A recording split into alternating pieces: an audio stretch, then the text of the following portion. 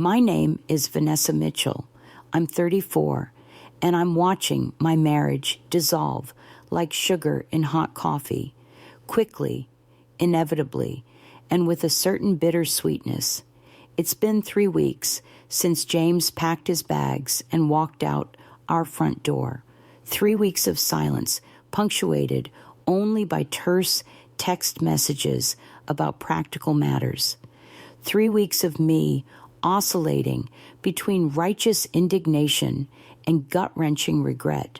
I never thought a single sentence could detonate a 7-year marriage, but that's exactly what happened.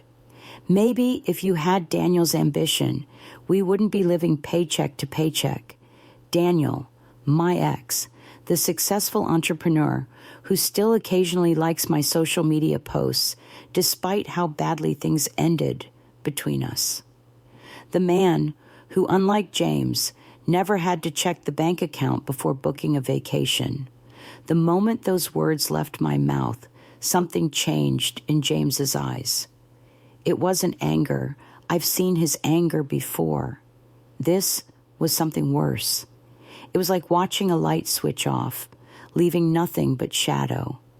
He didn't respond immediately. He simply stood there in our kitchen, still wearing his rumpled work clothes. His dinner, a sad microwave meal I'd grudgingly heated up, sitting untouched on the counter between us. "I see," he finally said, his voice unnervingly calm. "I've always wondered if that's how you felt." "James, I didn't mean—" He held up his hand. "Save it, Vanessa. For once, just stop talking and let me process this." I'd expected him to shout, to slam doors, to give me the opportunity to play the victim, a role I'd perfected over the years. Instead, he just nodded slightly, as if confirming something he'd long suspected, and walked upstairs. I poured myself a generous glass of wine and flopped onto the couch, flipping through channels as if nothing had happened. An hour later, I heard him coming down the stairs.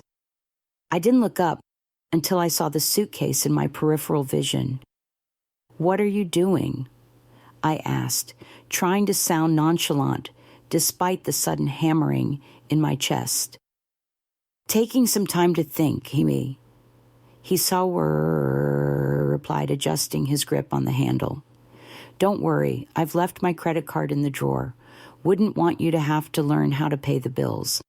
The sarcasm stung, but I refused to let him see that. "You're seriously leaving because of one little comment? God, when did you get so sensitive?"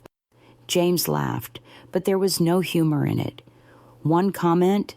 Vanessa, this is just the last in a very long line. I've spent years trying to be enough for you. I'm done." "So that's it? You're just going to walk out after everything we've been through?" I stood up, wine sloshing dangerously close to the rim of my glass. He looked at me then, really looked at me, with an expression that made me feel transparent. "Tell me honestly, Vanessa, if I didn't have a steady paycheck, would you have stayed with me this long?" The question caught me off guard. Of course I would have.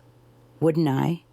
Before I could formulate a response that wasn't completely dishonest, he nodded again. "That's what I thought."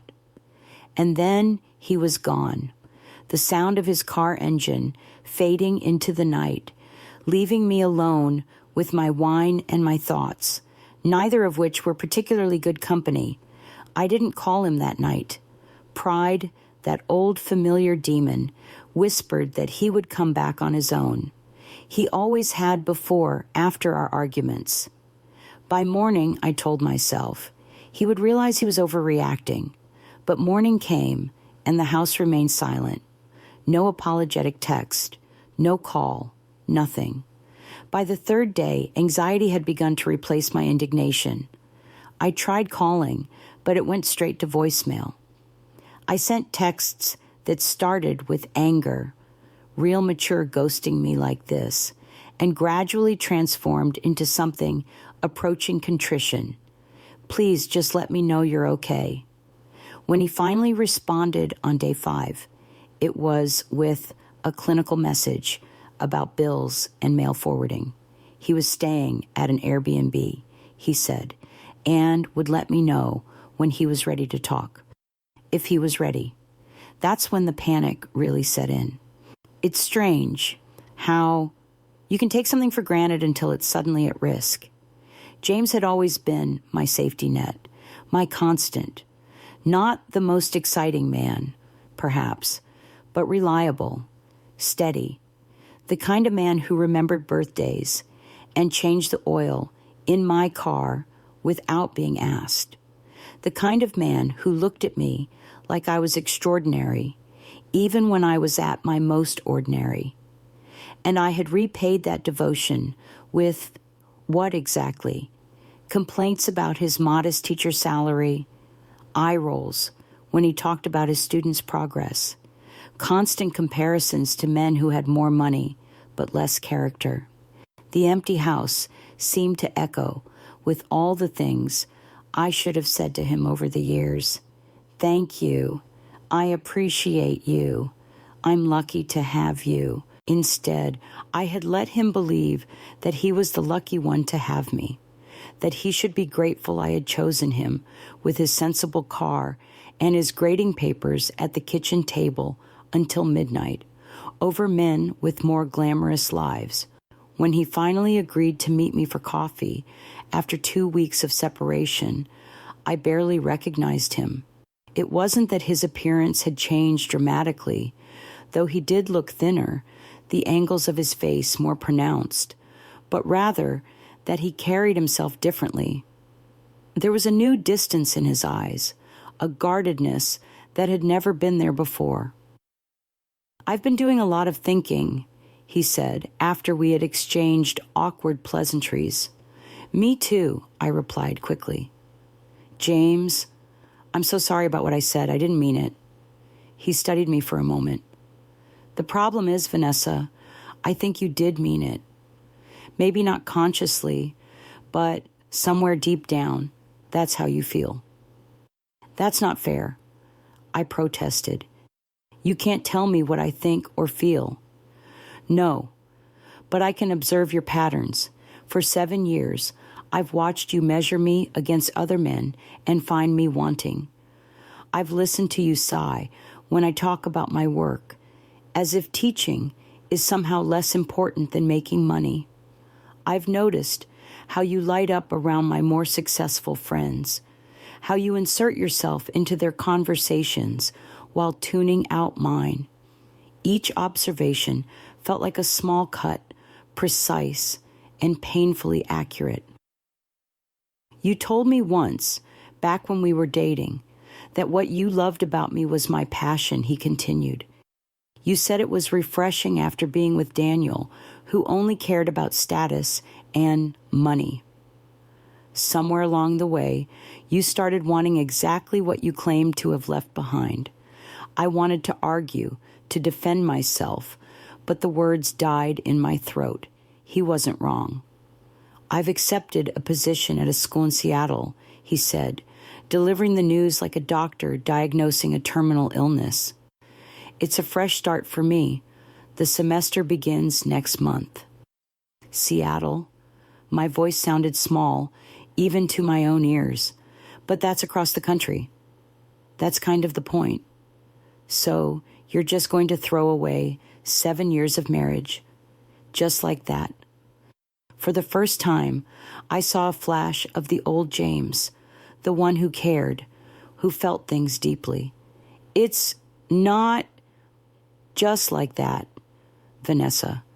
I've been fighting for this marriage for years. You just never noticed because you were too busy looking past me to something or someone you thought would be better. I never cheated on you, I said defensively. No, but emotional infidelity can be just as damaging. You checked out of this marriage long ago, Vanessa. You stayed physically, but your heart and mind were always scanning the horizon for a better option. The truth of his words stung like antiseptic on an open wound. Had I done that? Had I spent our marriage with one foot perpetually out the door? I still love you, I said, and was surprised to realize I meant it. He smiled sadly. I believe you do, in your way, but you've never respected me, and without respect, love is just an empty word. We could try counseling, I suggested desperately. People work through worse problems all the time. I've suggested counseling for the past 3 years, he reminded me gently. You always had an excuse why we didn't need it. Another truth I couldn't deny. I had dismissed his concerns, convinced that our problems weren't real problems because he wasn't hitting me or cheating on me. I had set the bar so low and then congratulated myself for stepping over it. I've already spoken to a lawyer, he continued. I'm not looking to make this difficult. You can keep the house. I know how much it means to you. I just need to move on. And what am I supposed to do? The question came out more plaintive than I intended. That's entirely up to you, Vanessa. For once, I'm putting myself first. He left shortly after, leaving me with a half-finished coffee and the realization that I had systematically dismantled the best thing in my life. The divorce proceedings were mercifully straightforward.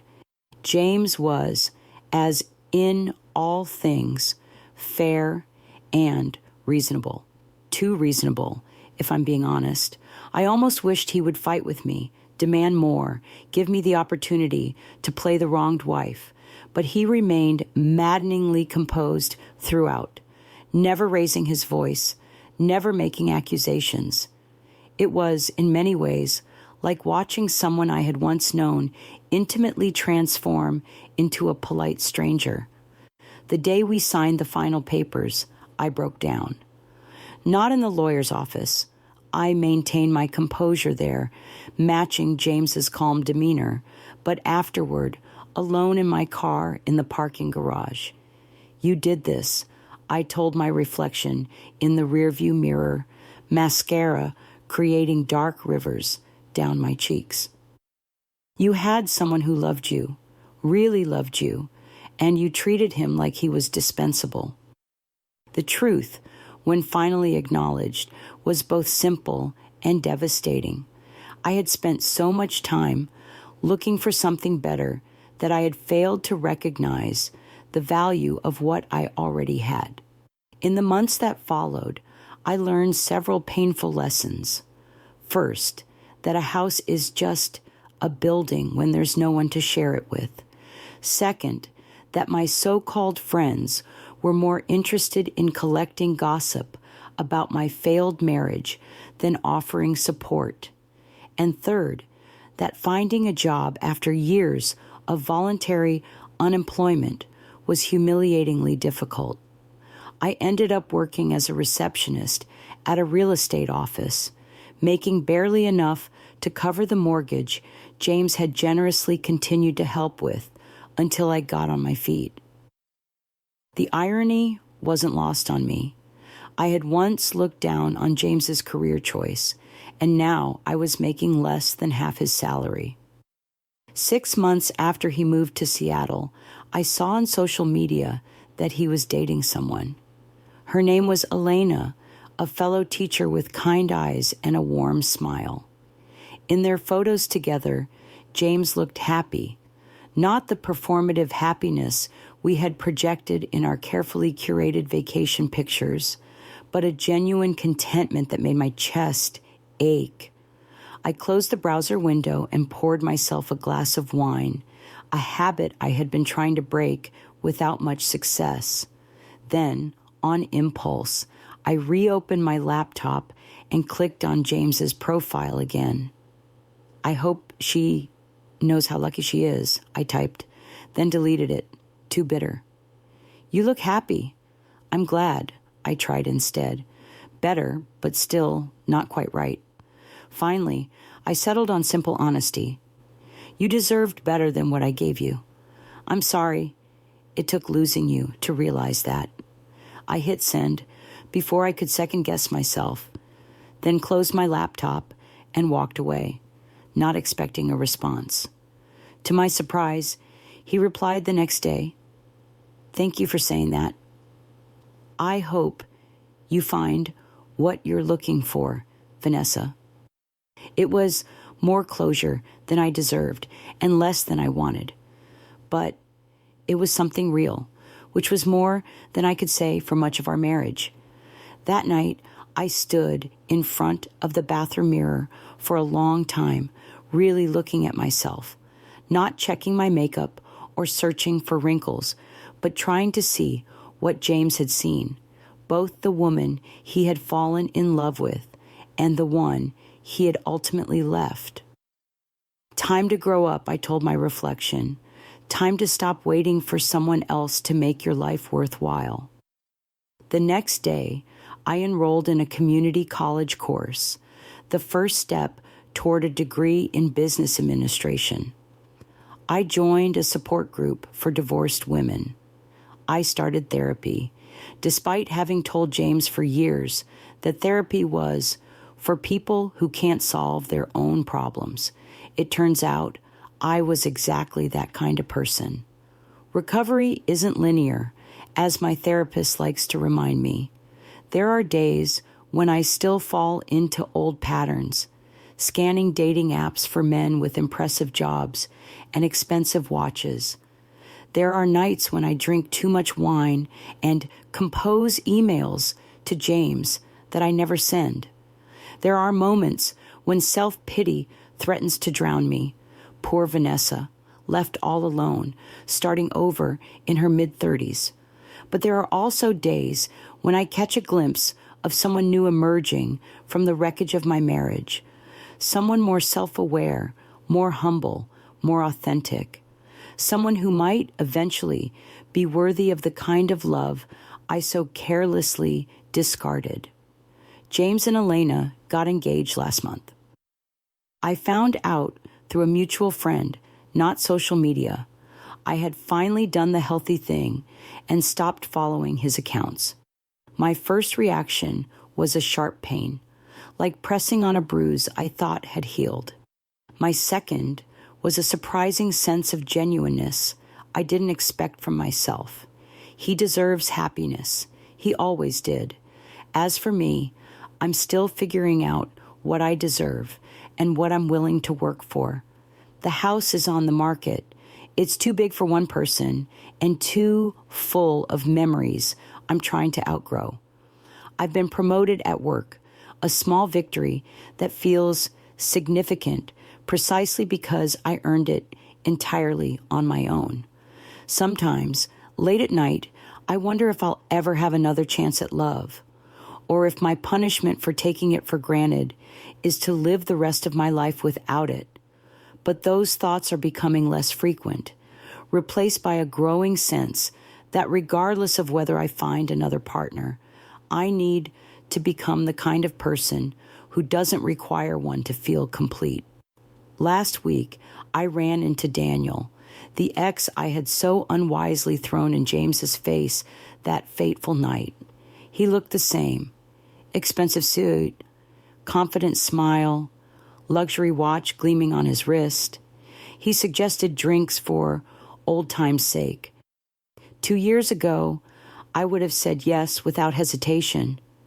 I would have dressed carefully, laughed at his jokes, and allowed myself to be momentarily dazzled by his lifestyle, even knowing the emotional emptiness that came with it.